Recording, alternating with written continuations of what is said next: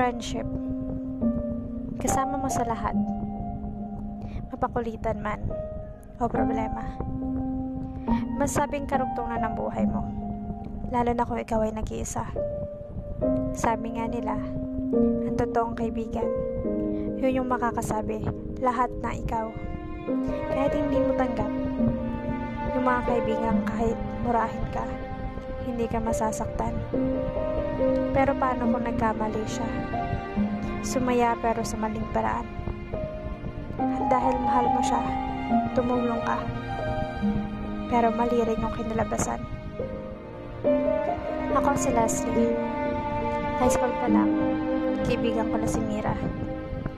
Parehas ng iba, magiging kaibigan mo yung isang tao kung mahilig kayo sa parehong bagay. Yun yung nangyari sa amin. Mahilig kami magkwento, makinig at tumawa.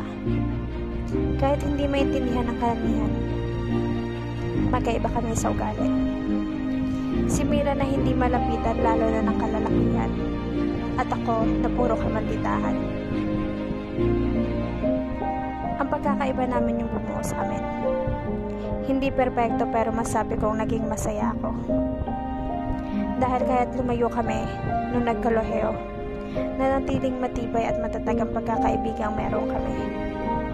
Hindi naging madali yung buhay namin magkakahiwalay. Lahat kami may problemang pinagdaanan. Ako yung tipo ng taong malambing na hindi. Lahat ng problema ko nais kong may makinig. Naghahanap ng taong kayang makinig sa mga hinaing ko. At si Mira, isang taong matapang at palaban. Kayang-kaya ka niyang sigawan at pagtawanan kung gumawa ka ng katangahan. Lalaki man umasta pero napakalambot ang totoo siya. Hindi siya mahilig magsalita. Puro okay lang maririnig mo sa kanya. Tago sa marami, pero palagi siyang umiiyak. Palagi nasa sulok ang nararamdaman. Mapasaya lang ang karamihan. Hindi man naging sintibay ng pagkakaibigan namin yung buhay namin.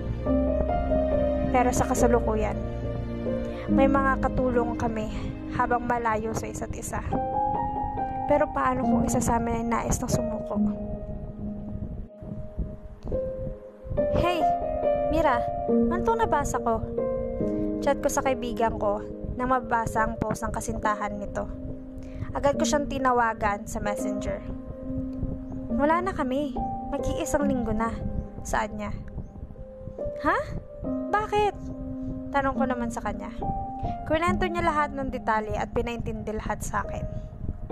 Makalipas ang ilang araw, linggo, buwan, nabalitaan ko may bago na siyang karelasyon. Pinakilala niya ito sa akin. Okay naman. Mukhang seryoso naman ito kay Mira. Hanggang sa nakausap ko ang dati nitong kasintahan. Hindi kami close pero nakasama ko na siya sa maraming okasyon dahil sa kaibigan ko. Nagkwento ng masakit at paghihinayang sa naging relasyon nila.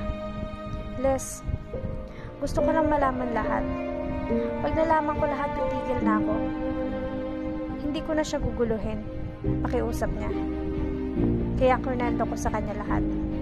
Nagulat na lang ako.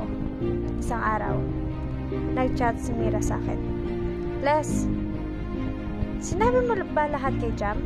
Tanong niya sa akin. Ha? Oo.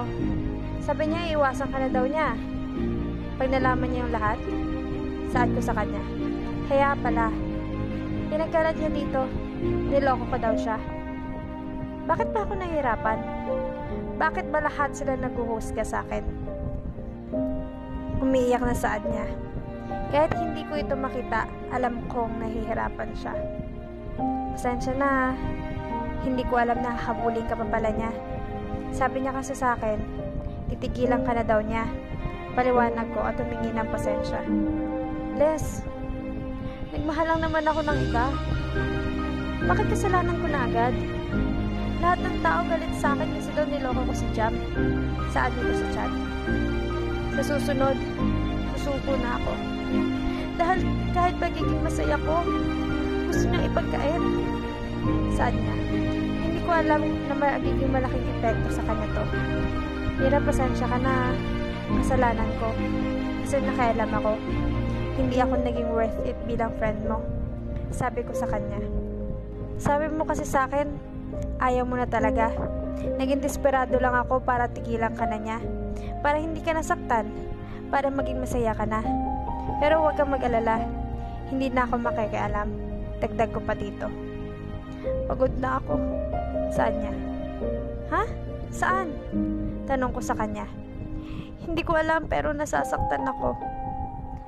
Sa nararamdaman niya. Sa lahat. Sa mga tao na sa paligid ko. Sambit niya.